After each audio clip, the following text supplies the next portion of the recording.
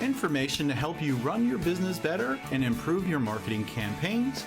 My name is Hank Hoffmeier, and thank you for joining me on Hank's Marketing and Business Tips.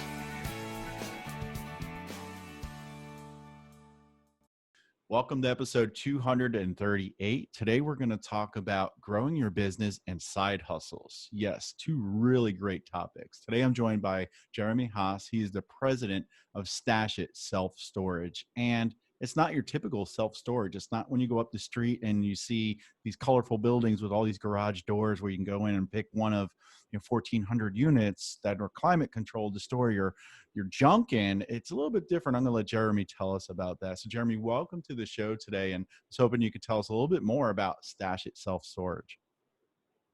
First of all, Hank, thank you for having me on. It's a great pleasure. So Stash It is exactly what you said. It's something new. It's really exciting, and it's taking an age-old concept that we have been using for years and years, and that has been screwed up. And I say screwed up because it really is. You go, just as you said, it's not going down the street or across town to the storage facilities where you're paying hundreds of dollars a month for this small little closet, and the rent constantly goes up. It may not be safe, and you're really not getting much for what you think you're paying for. You don't really get a personalized experience. So what we did is, rather than build a new storage facility, we said, hey, people have garage space, they have backyards, and most people don't use them, or they already use them for their own storage.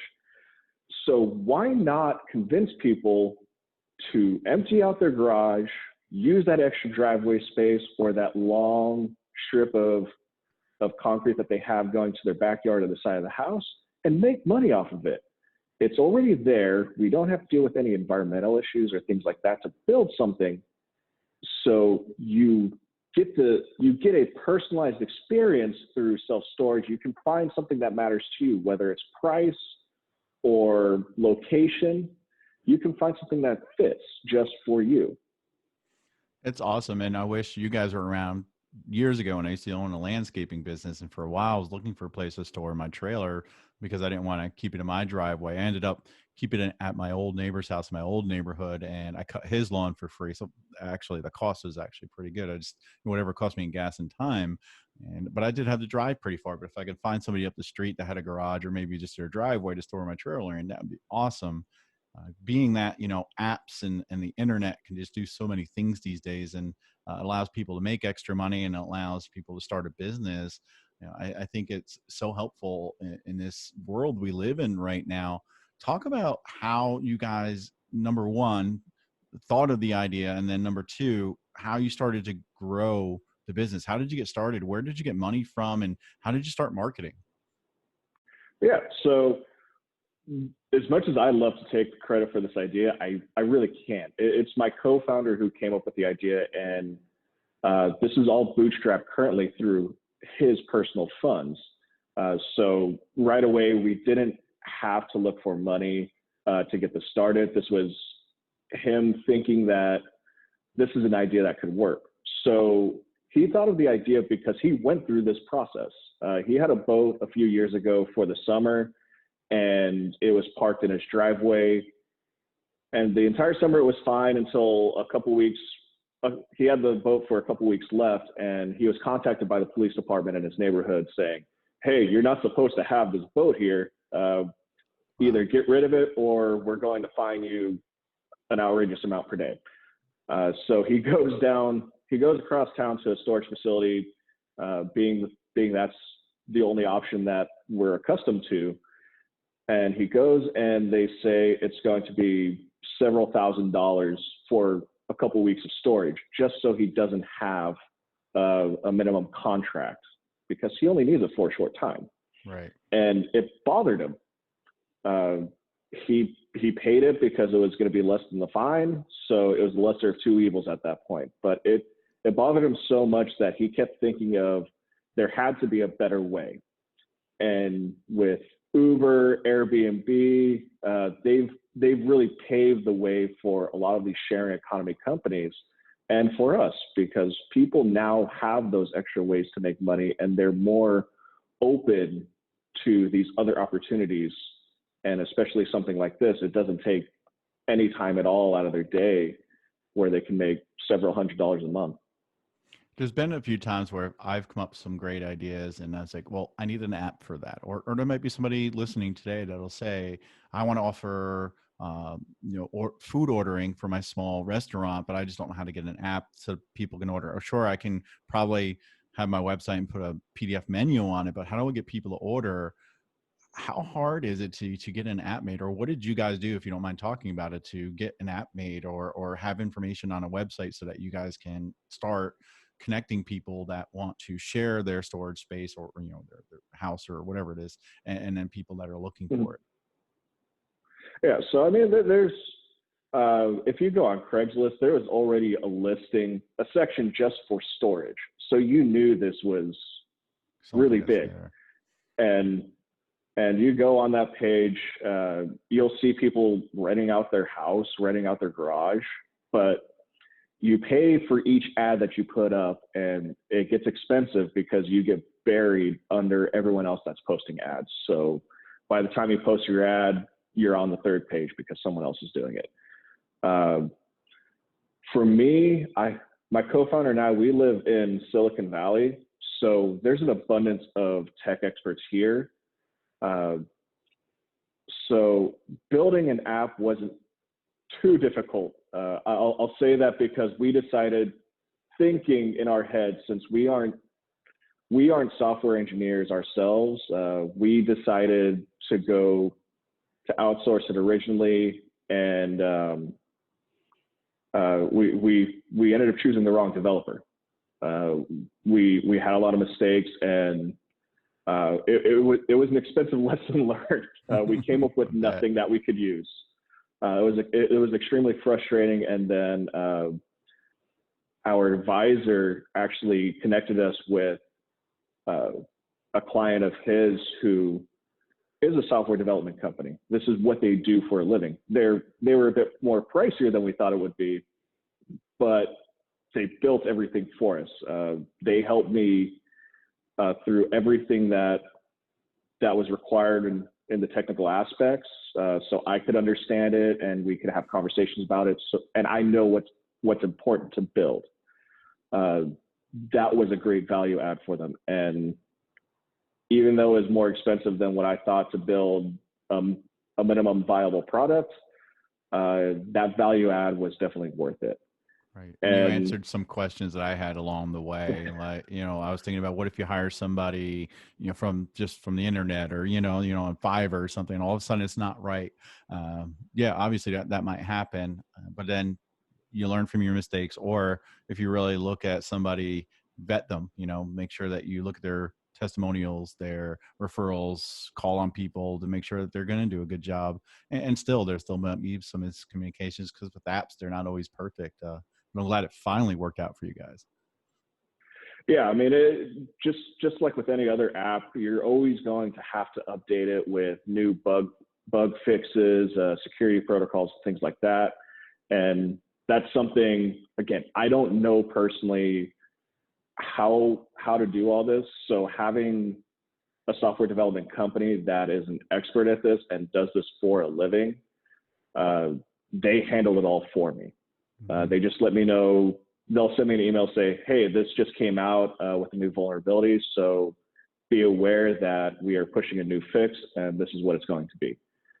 So that way I'm not caught off guard if the website is down for a few minutes, or if I get a call from, say a security company, say, hey, there's this new virus out there. Have you fixed it yet? So there's a lot of things that I'm sure you've heard this many times. A lot of people, when you're working for a boss, when you're an employee for a company, and even when you make these mistakes where it doesn't work out as planned, it stings a little bit, but you're like, okay, fine, whatever. We just move on. It's not my money. But Right. when you're the one running the business, you take it very personally because it's every decision you make is really making or breaking the company. And unfortunately, I've had a lot of those lessons, I'll call them. Yeah, and it's important with anything, especially with an app. You know, you have to look at, is it going to make you money in the long run? Maybe you're going to spend a lot of money, but is it going to make you money? With the restaurant example I used, if you're like, you know, you have yourself and two staff, right, and you're a very small restaurant, and you're struggling right now because of the pandemic, you have to make that call. Do I create an app so people can order so that I'm not getting gouged by DoorDash, et cetera? Or do I just try to get through right now, maybe do that as a luxury item down the road? Whereas if it's crucial to your business, like the app probably is to your business, that's a no brainer. You know, we have to make this app because that's how we're going to make money. Where other smaller businesses, they have to think about it. It shouldn't be a nice to have. It has to be a need. It has to be critical to their business. And that goes with anything with the marketing, how much you're going to invest and spend on marketing, on assets, you know, getting assets. And when I had my landscaping Mm-hmm. business, I had to decide, do I, you know, when I buy a mower, do I buy a really good mower and spend a lot of money, or do I just buy something used to get me through? I ended up getting a brand new, what's called a walker, which is $12,000 because it really manicures the lawn and sucks up all the grass and the leaves, and it leaves the lawn looking pristine, because I had a lot of customers that paid me a lot of money, had really nice properties. Let's switch gears and talk about marketing. You know, what do you guys do to do marketing? Before we started recording, you were talking about some of the ways you do that, but it's going to be interesting to know, as a startup, or, you know, when you're trying to grow your business, you know, what do different people do? What do you guys find that's successful, or maybe what was challenging? As a startup, the biggest thing, the biggest hurdle that you're going to face, regardless of any industry or product that you're offering, products or service that you're offering, is you are a new company. You don't have that inherited trust, say that Uber and Airbnb and Lyft and DoorDash have built over years and years. Uh, I I like to think that we've done a lot of things really well, and we've done a lot of trial and errors. So we've done in-person marketing, going to farmers markets. We sponsored a car show last year, which was actually really cool for me to see classic cars, and it sparked new ideas for what we can offer. We've handed out flyers at a crowded areas. We've hung up door hangers, and we've really started to, over the last 6 months or so, really crack down on getting a solid social media strategy going, a great public relations consultant on board to help us get in the press. And so that way we can really build that trust that we so desperately need to get hosts on board. Because that was always the hardest part. The demand for people that want storage space, that's always there. It's a $36 billion industry and growing in the US alone. The hard part is getting people to put their house up on our website, because again, we are new. We haven't proven to them that we have these venture capitalists that are backing us with millions of dollars in the bank. We don't have that, and we don't have a 1,000-person team who are able to answer every second of the day yet. We're hoping to get there someday, but when it comes to marketing, it was definitely a lot of trial and error. And when it comes to consumer marketing, especially, every single person is different. So we have to find Yep. a way to categorize everyone, but also find that personal button that everyone has to figure out what will be important to them to convince them to use our service and show that we are a viable option.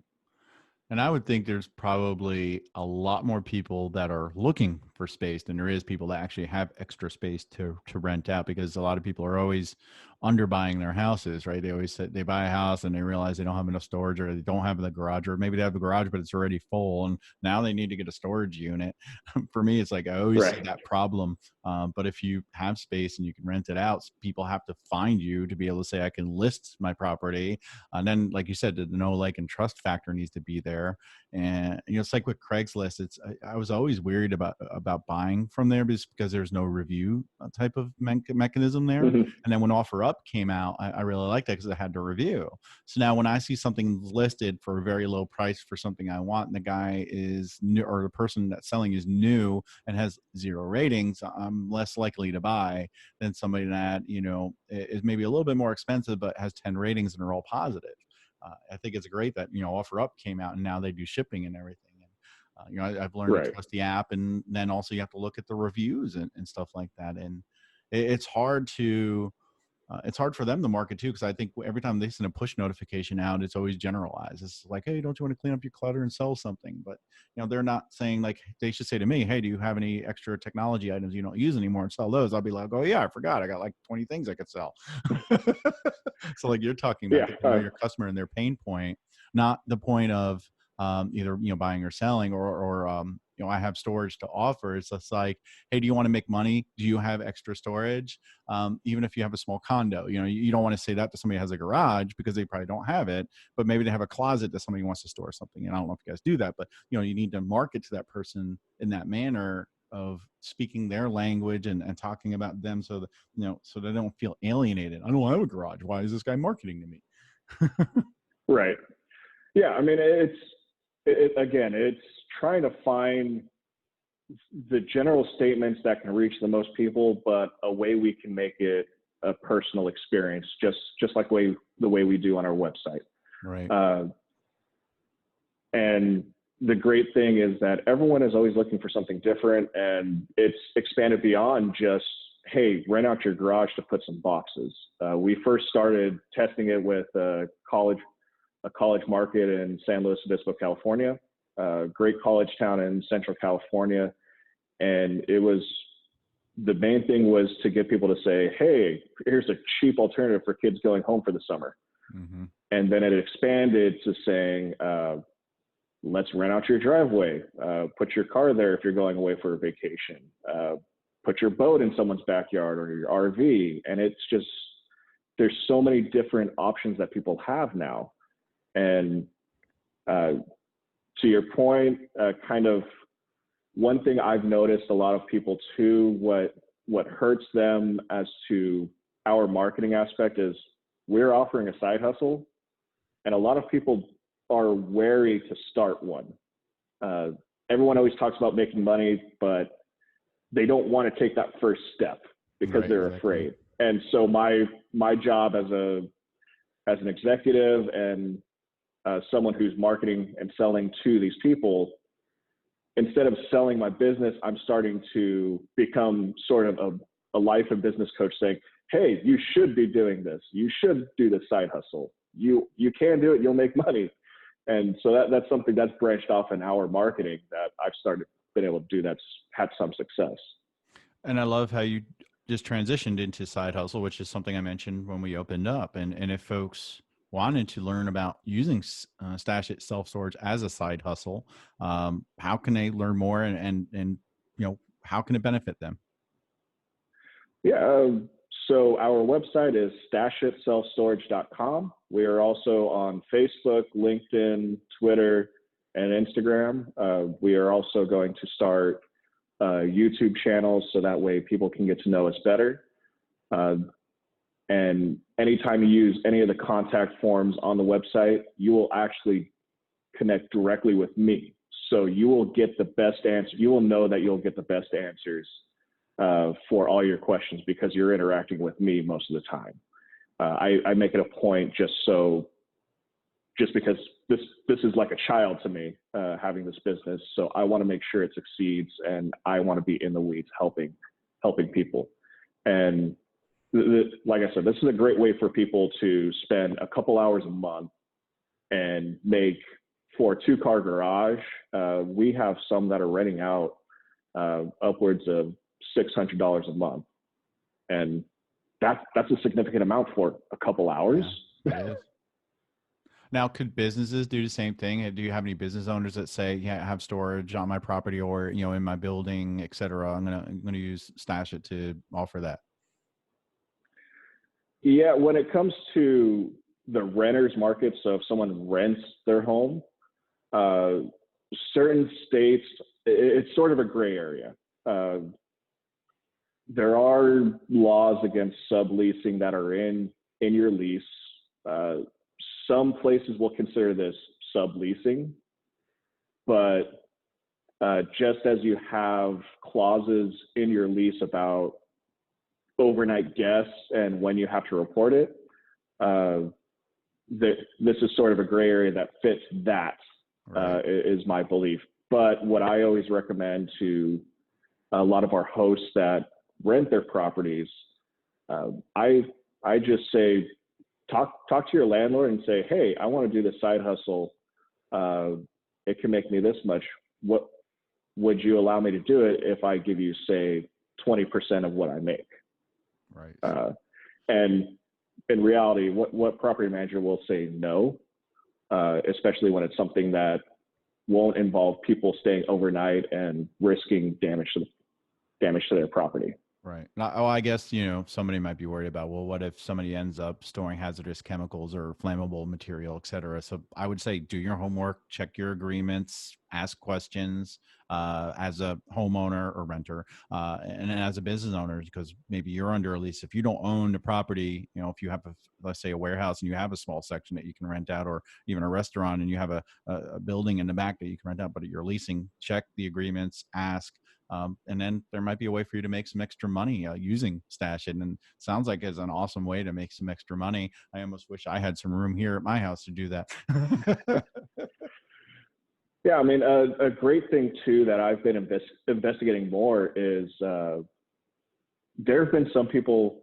I'm a finance guy. I studied finance and investing, and one of the things I really loved in school was real estate investing.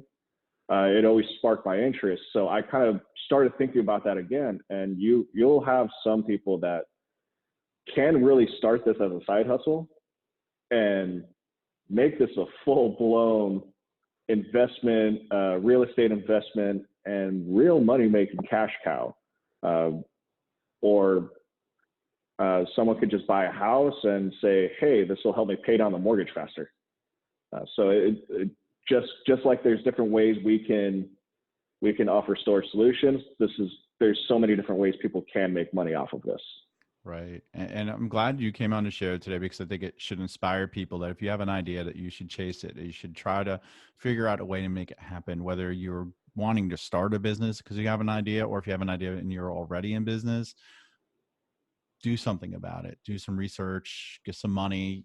As we learned, this company was started with no funding. It was bootstrapped, and you want to make sure that you give it a chance. And you're going to go through some obstacles, have some challenges, and hopefully on the other end things will be better. Especially right now with the pandemic, and there's if you get through this and you challenge yourself, and you can get through this, you'll come out stronger. In the end, you'll be ahead of everybody else that's waiting for the economy to turn around, because you've already got that idea kind of up off the ground, got it started, and you're on your way to success, where somebody might start months from now and then they have to catch up to you, and you're already building that know, like, and trust.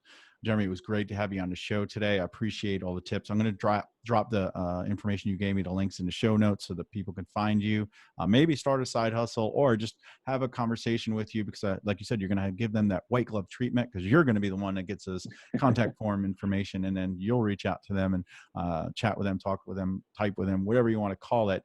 But until next week, folks, if you want to listen to previous episodes, head over to hankhoffmeier.com/Alexa. I'm on iTunes, Google Play, Spotify, Stitcher, probably almost everywhere you can get a podcast these days, and also on YouTube. This will be on YouTube for the pleasure of viewing if you want, if you don't want to just listen to it. But we hope you enjoyed today's episode. And until next week, happy marketing and find a side hustle.